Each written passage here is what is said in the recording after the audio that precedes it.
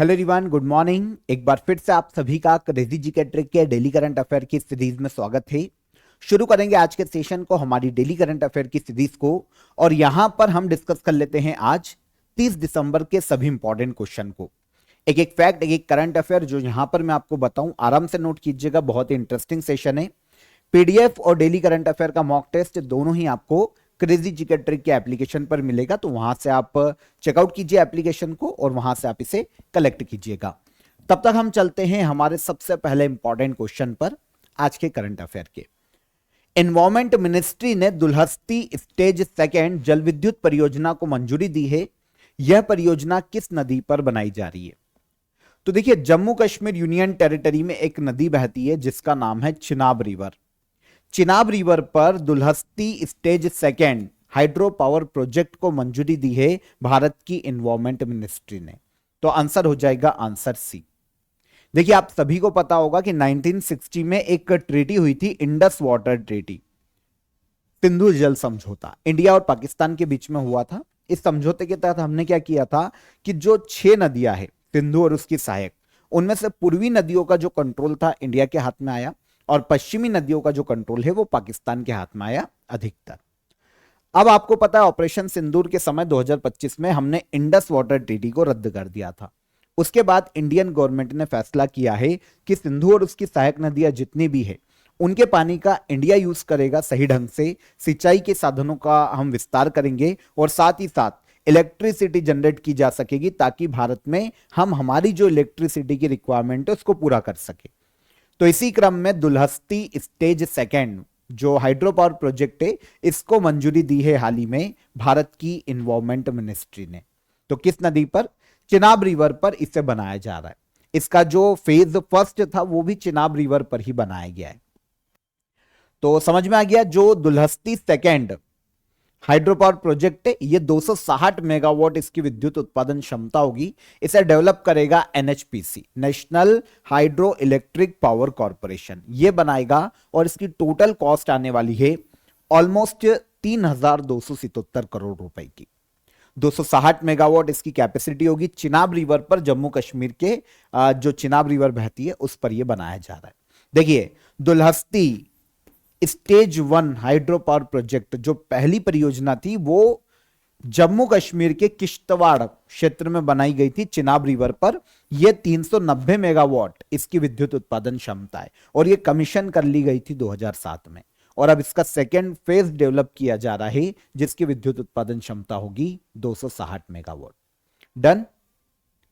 Other project जो कि Chenab river पर चल रहे हैं जम्मू कश्मीर यूनियन टेरिटरी में, तो इसमें सबसे इंपॉर्टेंट जो पूछा जाता है बगलिहार, काफी पूछा जाता है, इसको याद रखिएगा।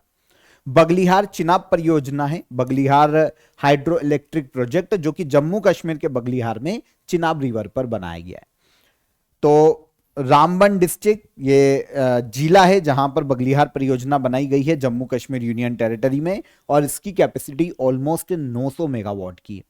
एक और सालार हाइड्रो पावर प्रोजेक्ट है, यह भी चिनाब रिवर पर जम्मू कश्मीर के रियासी क्षेत्र में यह देखने को मिलता है और इसकी टोटल कैपेसिटी 690 मेगावाट की। ये बन चुके हैं, ये कार्यरत हैं। कुछ ऐसे भी प्रोजेक्ट है जो कि जम्मू कश्मीर में चिनाब पर निर्माणाधीन है, जिनमें से एक रतले जल विद्युत परियोजना 850 मेगावाट चिनाब रिवर पर जम्मू कश्मीर में बनाई जा रही है। कीरू जल विद्युत परियोजना चिनाब नदी पर जम्मू कश्मीर में 624 मेगावाट, और क्वार जल विद्युत परियोजना भी चिनाब नदी पर जम्मू कश्मीर में बनाई जा रही है जिसकी विद्युत उत्पादन क्षमता 540 मेगावाट है। ओके, तो सभी डैम याद रखिएगा, सारे चिनाब के हैं, तो मैंने आपको बता दिया। चिनाब देखिए, अगर उद्गम देखे ना तो हिमाचल प्रदेश से निकलती है चिनाब रिवर। हिमाचल प्रदेश में लाहौर स्पीति जो कि हिमालयन रेंज का एक क्षेत्र है, यहां से 2 पार्ट में उद्गम होता है चिनाब रिवर का। एक है चंद्र नदी और एक है भागा नदी। इन दोनों का आगे चलकर जो मिलन या संगम है वो तांडी के नाम से जाना जाता है। मिलन होता है हिमाचल प्रदेश में, नदी आगे बढ़ती है जम्मू कश्मीर यूनियन टेरिटरी में, आगे जाती है और फिर बहते हुए चली जाती है पाकिस्तान में। पाकिस्तान में सतलज से जाकर मिलती है। टोटल लेंथ ऑलमोस्ट 974 किलोमीटर की इसकी देखने को मिलती है और इंडिया में इसका बहाव क्षेत्र 490 किलोमीटर का देखने को मिलता है। 2 स्टेट में, एक है हिमाचल प्रदेश और एक है union territory Jammu Kashmir. Done. तो सतलज की ट्रिब्यूटरी है, सतलज आगे जाके फिर सिंधु में मिलती है, तो सिंधु नदी तंत्र की ही नदी है चिनाब। यहां पर अगर आप देखेंगे तो ये देखिए इस तरफ से ये आगे जा रही है, जब ये पाकिस्तान का एरिया, ये चिनाब आगे बढ़ी और यहां से रावी मिली, चिनाब आगे गई और यहां से सतलज में जाकर चिनाब मिल जाती है जम्मू कश्मीर में, और फिर सतलज आगे बढ़ती है और ये मिलती है इंडस रिवर में। तो सिंधु की सहायक नदियां। इंडस वाटर ट्रीटी 19 सितंबर 1960 को समझौता हुआ था। भारत के पीएम थे जवाहरलाल नेहरू और पाकिस्तान के प्रेसिडेंट थे अयूब खान। वर्ल्ड बैंक ने मध्यस्थता की थी। ईस्टर्न रिवर पर इंडिया का अधिकतर कंट्रोल था, इसमें रावी, ब्यास और सतलज ये ईस्टर्न रिवर थी, पूर्वी नदियां। और वेस्टर्न रिवर जिस पर पाकिस्तान को अधिकतर कंट्रोल दिया गया था, सिंधु, झेलम और इसमें एक और है चिनाब। इसी पर बनाई जा रही है दुलहस्ती स्टेज 2 जल विद्युत परियोजना। ठीक है। 87 सीनियर राष्ट्र बैडमिंटन चैंपियनशिप 2025 में विमेन्स सिंगल का खिताब किसने जीता है? 87th senior national badminton championship 2025। Okay. इसमें विमेन्स सिंगल का जो खिताब है, भारत की बैडमिंटन प्लेयर सूर्या करिश्मा तमीरी ने अपने नाम किया है। अब यहां पर देखिए 4 तरीके की चैंपियनशिप को आप, चैंपियनशिप में 4 तरीके के आप विनर देख सकते हैं। एक तो होता है मेन सिंगल, एक है विमेन्स सिंगल, फिर मेंस से डबल, विमेन्स से डबल और एक मिक्स डबल भी होता है, लेकिन इतना ज्यादा डेप्थ में हमको नहीं पूछा जाएगा। तो यहां पर विमेन्स सिंगल की बात हो रही है, तो ये जीती है कौन? सूर्या करिश्मा तमीरी। पूरी डिटेल देख लेते हैं, आयोजन कहां हुआ ये भी समझ लेते हैं। तो आयोजन किया गया आंध्र प्रदेश के विजयवाड़ा में, 87th senior national badminton championship का। विमेन सिंगल का खिताब आंध्र प्रदेश की ही सूर्या करिश्मा तामिरी ने अपने नाम किया। आंसर ले लिया हमने, सूर्या करिश्मा तामिरी ने अपने नाम किया। यह आती कहां से? आंध्र प्रदेश से आती है, और आयोजन भी कहां हुआ? आंध्र प्रदेश में। इन्होंने ये जो विमेन सिंगल जीता ना, फाइनल में तन्वी पात्री को हराया। तो एक और चीज मिल जाती है कि तन्वी पात्री किस खेल से संबंधित है? ये भी बैडमिंटन से। रनर अप रही, रनर अप तो नहीं पूछा जाएगा, पर आपको यह पता होना चाहिए कि ये किस खेल की खिलाड़ी है, बैडमिंटन की। फिर आते हैं मेन सिंगल। मेन सिंगल का खिताब जीता है ऋत्विक संजीवी एस ने। ये विनर रहे ऋत्विक संजीवी एस। इन्होंने फाइनल में भरत राघव को हराया, तो विनर हो जाते हैं ऋत्विक, बैडमिंटन प्लेयर। ये हो गया मेन सिंगल। फिर विमेन्स डबल, शिखा गौतम और अश्विनी भट्ट के ने मिलकर विमेन्स डबल का खिताब जीता, और मेंस डबल हरिहरन ए और रुबन कुमार ने मिलकर जीता है। तो देखिए ये सारे बैडमिंटन प्लेयर, आपको नाम पता होना चाहिए कि किस खेल से संबंधित है ना। तो यहां पर 4, men single, women single, men's double और women's double. Senior national badminton championship India में बैडमिंटन के लिए सबसे बड़ी डोमेस्टिक बैडमिंटन इवेंट है, जो कि बैडमिंटन एसोसिएशन ऑफ इंडिया के द्वारा हर साल आयोजित की जाती है। याद रहेगा, इस बार 87th एडिशन का आयोजन किया गया आंध्र प्रदेश के विजयवाड़ा में। Badminton association of India India में बैडमिंटन को गवर्न करने वाली संस्था है, पॉलिसी मेकिंग बॉडी है, नेशनल लेवल पर बैडमिंटन खेलों का आयोजन करवाती है।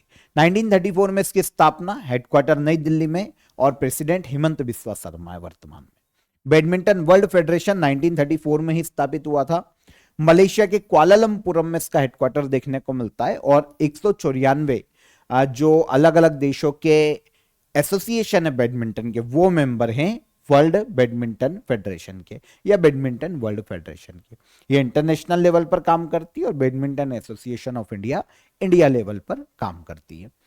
वर्ष 2026 में जैव विविधता पर यूनाइटेड नेशन कन्वेंशन, जिसे कॉप 17 कहा जाता है, कि मेजबानी कौन सा देश करेगा? यहां पर कॉप की बैठक किसकी है समझना। कभी आप कॉप 11 सुनेंगे, कब 15 सुनेंगे, कभी कॉप 30 जलवायु परिवर्तन पर यूनाइटेड नेशन की। तो आपको समझना पड़ेगा कि किस पर है कॉप की बैठक। तो ये है बायोलॉजिकल डाइवर्सिटी, बायोडाइवर्सिटी पर United nation convention on biodiversity conference, जो कि कॉप 17 है। 2026 में इसका आयोजन किया जाने वाला है आर्मेनिया में। ठीक है, अभी सुर्खियों में क्यों है? 2026 में आयोजन होगा। आर्मेनिया के आर्मेनिया में 2026 में इसका आयोजन किया जाएगा। अभी क्या हुआ है कि आर्मेनिया ने कोप 17 के लिए एक तो लोगो जारी किया है, और इसके एक तो ऑफिशियल लोगो और इसका जो ऑफिशियल स्लोगन है, इन दोनों को जारी किया है आर्मेनिया ने। तो 2026 में United nation convention on biodiversity की कॉप 17 बैठक का आयोजन आर्मेनिया की कैपिटल येरेवन में किया जाएगा। इसीलिए आर्मेनिया ने हाल ही में इसका लोगो और नारा, जिसे स्लोगन कहा जाता है, दोनों को जारी किया। 2026 में अक्टूबर मंथ में ये आर्मेनिया की कैपिटल येरेवन में आयोजित किया जाएगा। अच्छा, कॉन्फ्रेंस में क्या करते होंगे ये? कॉन्फ्रेंस में बायोडायवर्सिटी को कैसे प्रोटेक्ट किया जा सकता है, कैसे इसका संरक्षण किया जा सकता है, वर्ल्ड के देशों को एकजुट करके कैसे प्रयास किए जा सकते हैं, इन फ्यूचर क्या हर्डल आ सकते हैं, बायोडायवर्सिटी को क्या चीजें नुकसान पहुंचा सकती है और उसको कैसे कंट्रोल किया जाए, ऑल ओवर बातों पर चर्चा की जाती है। तो कॉन्फ्रेंस है ये ग्लोबली। तो आर्मेनिया की कैपिटल येरेवन में अक्टूबर 2026 में ये नेक्स्ट ईयर आयोजित किया जाने वाला है। लोगो जो जारी किया गया ना, ये है येरेवन ब्लू बटरफ्लाई। मतलब आर्मेनिया के येरेवन में एक बटरफ्लाई की प्रजाति बहुत फेमस है, उसी से प्रेरित होकर यह लोगो बनाया गया है। इसका नाम है येरेवन ब्लू बटरफ्लाई, और स्लोगन रखा गया है taking action for nature.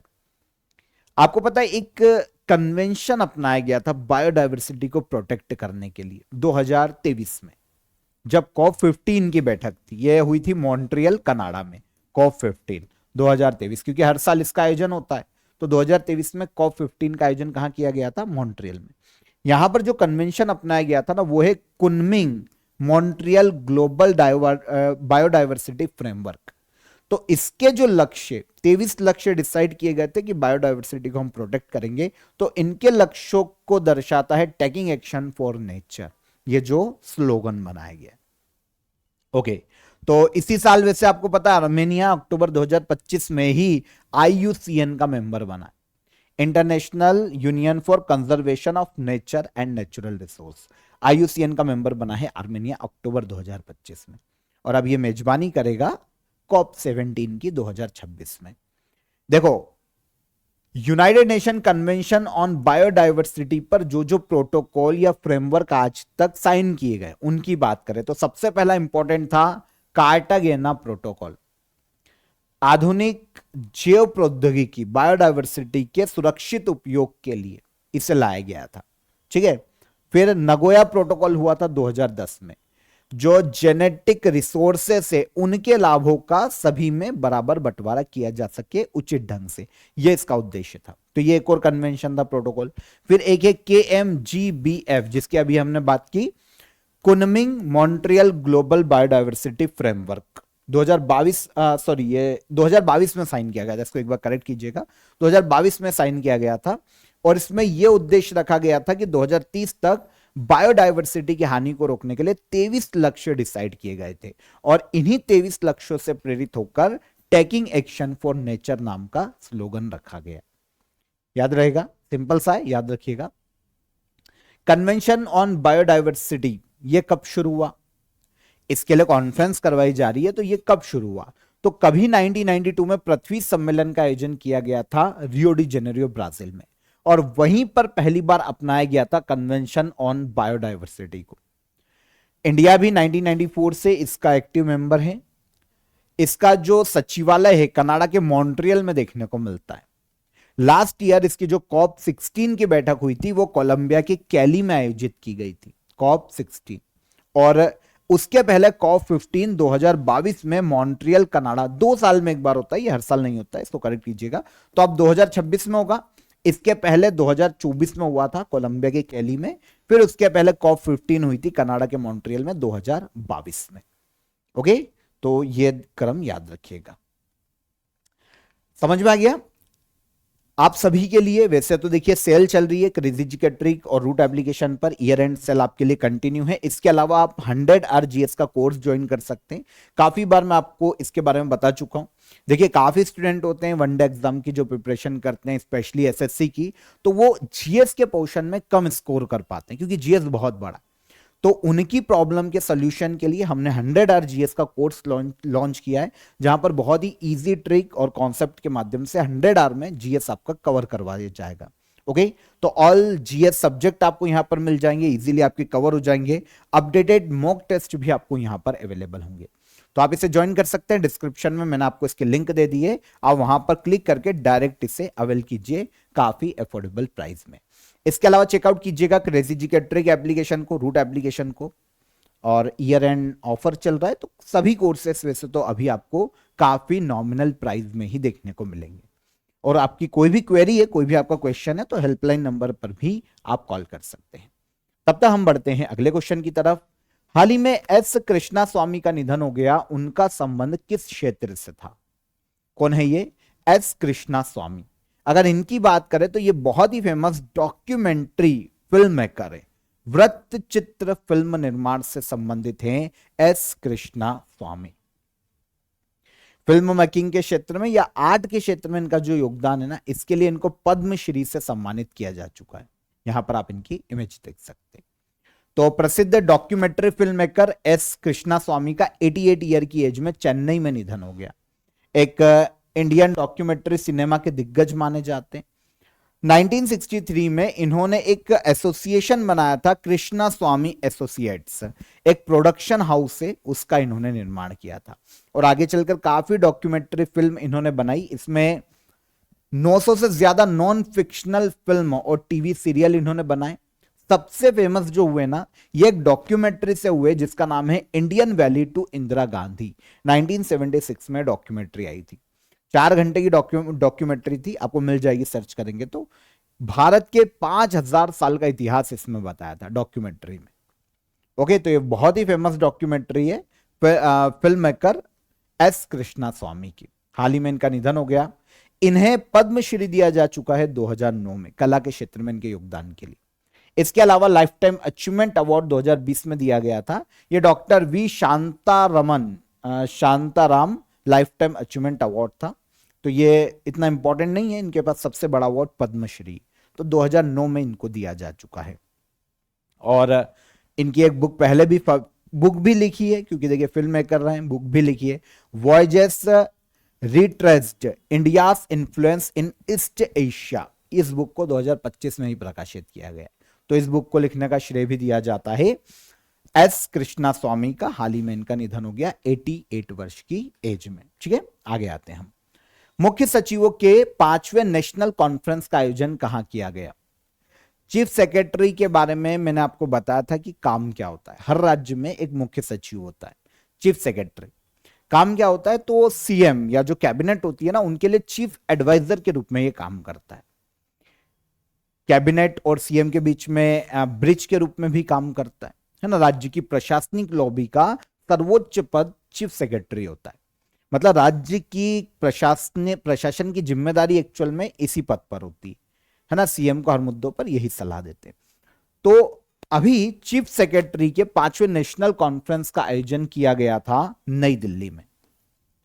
Okay, नई दिल्ली में यह आयोजित किया गया। भारत के पीएम नरेंद्र मोदी ने इसकी अध्यक्षता की। 27 से लेकर 28 दिसंबर तक यह आयोजित हुआ। अब इसका उद्देश्य क्या है जानते? सभी राज्य और केंद्र मिलकर काम कर सके, इसको आगे बढ़ाना, जिसे कहा जाता है कोऑपरेटिव फेडरलिज्म। हिंदी में कहा जाता है, हिंदी नाम नहीं दिया है क्या इसे, शायद आगे नाम दिया हो, सहकारी संघवाद, है ना। तो इसका मतलब होता है, अगर हम देखें कोऑपरेटिव फेडरलिज्म का मतलब क्या है, तो यही कि भाई राज्य और केंद्र मिलकर काम करें ताकि देश को आगे बढ़ाया जा सके। मतलब एक प्रतिद्वंदी की भावना ना हो, ताकि देश को मिलकर हम आगे ले जा सके। यह कोऑपरेटिव फेडरलिज्म। तो इसी थीम पर यह पूरा आयोजित किया गया था सम्मेलन। केंद्र और राज्यों के बीच में साझेदारी को बढ़ाना मुख्य उद्देश्य था 5वें राष्ट्रीय सम्मेलन का मुख्य सचिवों के। थीम रखी गई थी ह्यूमन कैपिटल फॉर विकसित भारत, विकसित भारत के लिए मानव पूंजी। 5 की पर यहां पर फोकस किया गया। एक तो भाई ईयरली चाइल्डहुड एजुकेशन को बढ़ावा मिले, स्कूल एजुकेशन को सही किया जा सके, स्किल डेवलपमेंट पर ध्यान दिया जा सके सभी राज्यों के द्वारा, हायर एजुकेशन को कैसे सुधारा जा सकता है, और स्पोर्ट्स और जो पाठ्येतर गतिविधियां होती है, जो एजुकेशन के साथ हम आगे बढ़ाते हैं, इन सभी को हम कैसे बढ़ावा दे सकते हैं। मतलब खेल और एजुकेशन को एक साथ लेकर कैसे आगे बढ़ सकते हैं, इन सभी मुद्दों पर यहां पर चर्चा की गई। सबसे पहली बार ऐसा सम्मेलन जो था ना मुख्य सचिवों का, वो 2022 में हुआ था, फर्स्ट कॉन्फ्रेंस। पहली हिमाचल प्रदेश के धर्मशाला में हुई थी। बाकी आज तक बाकी की जो आगे 4 हुई ना, वो नई दिल्ली में हुई है। जैसे 2023 में, फिर जनवरी में हुई थी सेकेंड कॉन्फ्रेंस, फिर दिसंबर 2023 में थर्ड कॉन्फ्रेंस हुई, लास्ट ईयर दिसंबर 2024 में फोर्थ कॉन्फ्रेंस हुई, और अब दिसंबर 2025 में फिफ्थ कॉन्फ्रेंस का आयोजन किया गया। आयोजन दिल्ली में हो रहा है 4 बार से, लेकिन पहला हिमाचल प्रदेश के धर्मशाला में हुआ था। कोऑपरेटिव फेडरलिज्म मैंने आपको समझा दिया, राज्य और केंद्र मिलकर काम करें, यही कोऑपरेटिव फेडरलिज्म की अवधारणा है। किस संगठन ने ओडिशा के 24 सुनामी प्रवण तटीय गांवों को सुनामी रेडी के रूप में मान्यता दी है? क्या है ये? सुनामी प्रोन कोस्टल विलेजेस, मतलब जहां पर सुनामी आने की संभावनाएं बहुत ज्यादा होती। तो ओडिशा के 24 सुनामी प्रोन कोस्टल विलेजेस को सुनामी रेडी की मान्यता दी है यूनेस्को आईओसी ने। यूनेस्को की एक संस्था है, कमीशन है आईओसी, जिसे कहा जाता है UNESCO inter governmental oceanographic commission, इसका पूरा नाम है आईओसी, शॉर्ट में कहा जाता है।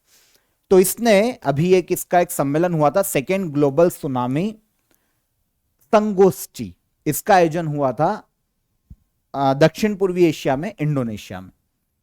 तो इंडोनेशिया में जब ये आयोजन किया गया यूनेस्को आईओसी इस सेकेंड ग्लोबल सुनामी संगोष्ठी का, तो यूनेस्को आईओसी ने भारत के ओडिशा के 24 गांवों को, जो कि सुनामी प्रवण तटीय गांव है, जहां पर सुनामी आने की संभावना सबसे ज्यादा है, सुनामी प्रोन कोस्टल एरिया, इनको सुनामी रेडी के रूप में मान्यता दी। पता है क्या होता है सुनामी रेडी की मान्यता से? एक्चुअल में ये वैसे गांव है जो कि सुनामी के प्रति पूर्णतः तैयार है। मतलब अगर यहां पर ये तैयार बैठे कि भाई कभी भी सुनामी आ सकती है, तो हम पूरी अपनी तैयारियां रखें, सुनामी रेडी। लोगों को जानकारी है कि सुनामी कभी भी आ सकती है, पूरा तैयार रहना है 24 घंटे। निकासी रास्ते तय, अगर सुनामी आ जाती है तो कैसे पानी बाहर निकलेगा, हम कैसे बचेंगे। 24/7 चेतावनी व्यवस्था यहाँ पर है, अलार्म सिस्टम है। और इसके अलावा रूटीन मॉक ड्रिल भी यहाँ पर होती कि अगर कभी सुनामी आ जाती है तो लोगों को कैसे बाहर निकाला जाएगा, जिससे कम से कम जन धन की हानि। तो ये होता है सुनामी रेडी गांव, विलेजेस। ये मान्यता ओडिशा के 24 गांवों को दी है यूनेस्को आईओसी ने। समझ में आया? सुनामी प्रोन कोस्टल एरिया, समुद्र के किनारे जहां पर सुनामी आने की संभावना सबसे ज्यादा होती है। एक्चुअल में ये जो सुनामी रेडी का स्टेटस दिया है ना, ये एक प्रोग्राम है यूनेस्को आईओसी का, UNESCO IOC tsunami ready recognition programme. इसके तहत क्या होता है, यूनेस्को एक प्रोग्राम है कि भाई सुनामी से लोगों को हम कैसे बचा सकते हैं, जान कैसे बचाई जा सकती है, कम से कम हानि कैसे हो, इसके लिए प्रोग्राम चलाया जाता है। गांव को तैयार किया जाता है, ऐसे जो गांव है जो कोस्टल एरिया में, उनको तैयार किया जाता है कि आप सुनामी से बचने के लिए प्रिपेयर रहें। अगर कोई गांव पूरे रूल्स फॉलो कर लेता है तो फिर उसको यूनेस्को सर्टिफिकेट भी देता है, मान्यता भी देता है। तो ये यूनेस्को आईओसी का प्रोग्राम है। ठीक है, यूनेस्को के बारे में आपको पता होगा, स्पेशल एजेंसी यूनाइटेड नेशन की, normally education, art, science, culture को बढ़ावा देने के लिए काम करती है। तो समय समय पर इसी के द्वारा ऐसे इनिशिएटिव भी लॉन्च किए जाते हैं। इसकी स्थापना 16 नवंबर 1945 को की गई।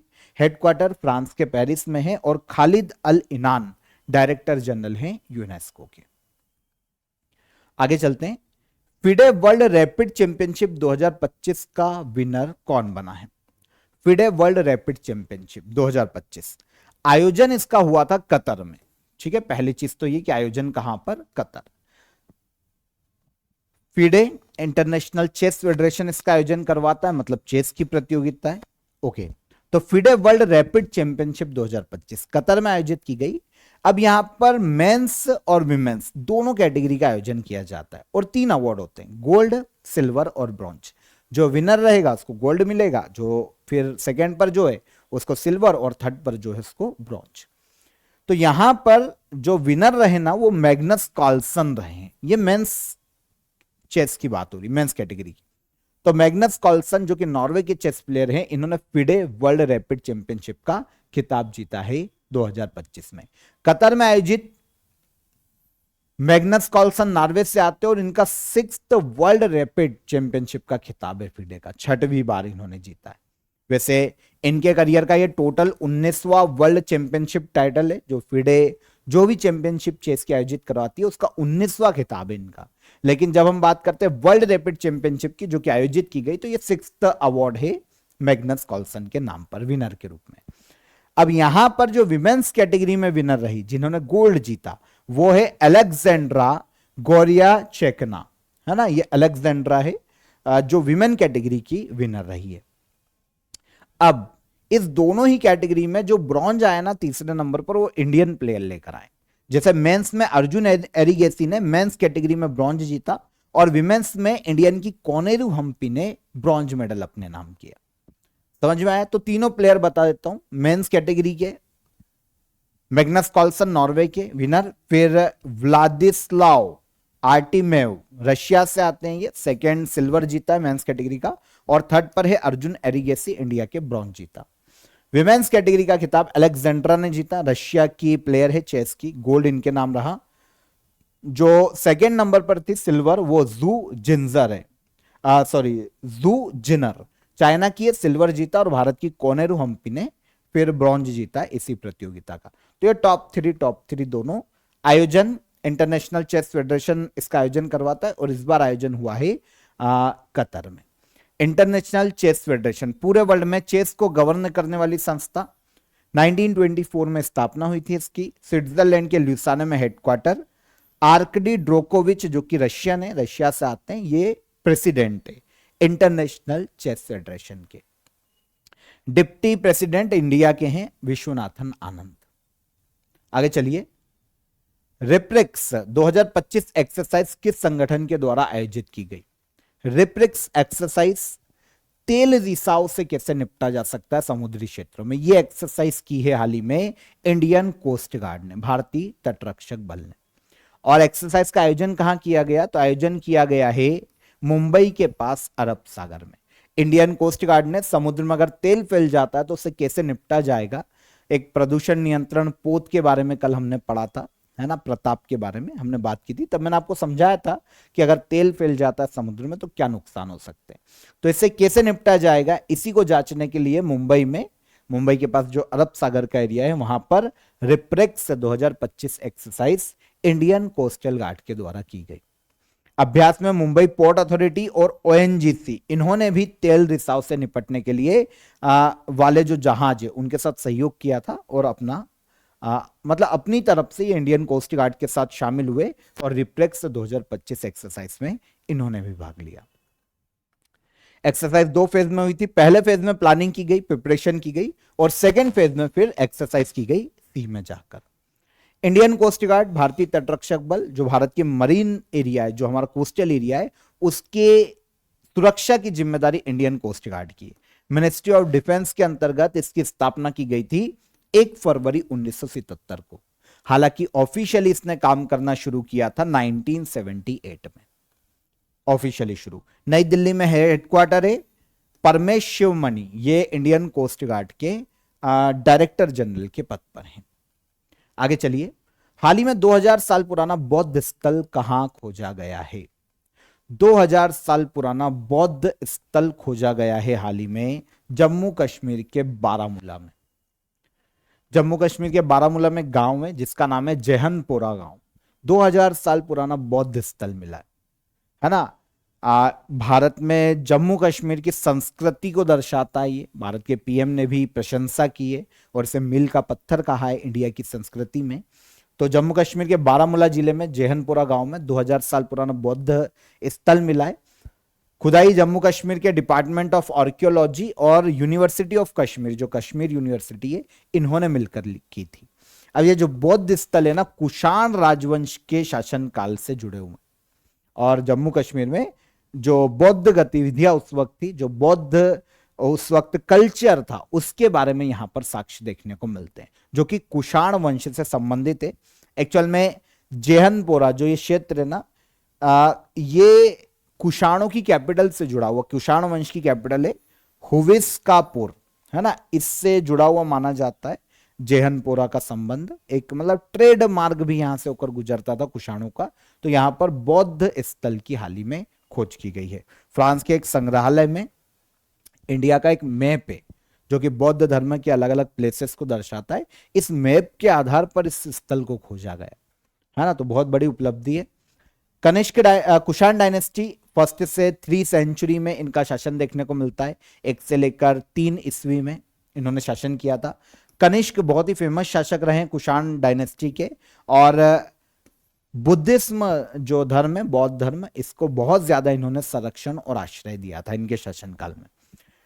अगर यहां पर जो बुद्धिस्ट स्ट्रक्चर मिले उसमें काफी सारे भिक्षुओं के जो उस वक्त पढ़ते थे वहां पर ऐसे निवास स्थान, शिक्षा के केंद्र मिले, बौद्ध स्तूप खोजे गए, तो ये सब जम्मू कश्मीर में मिले हैं। चर्चित बेजिमियानी ज्वालामुखी किस देश में स्थित है? तो ये जो ज्वालामुखी है ना, इस साल 2 बार इसमें उद्गार हो चुका है और ये देखने को मिलता है रशिया में, बेजिमियानी वॉल्केनो। रशिया में एक पेनिसुला पढ़ाया था मैंने आपको, कमचटका पेनिसुला।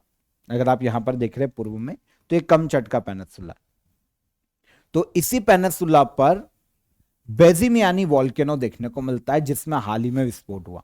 और इस विस्फोट के बाद जो राख थी, जो धुआं था, वो पृथ्वी की सतह से 11 किलोमीटर, समुद्र तल से ऑल ओवर 11 किलोमीटर की ऊंचाई तक गया था।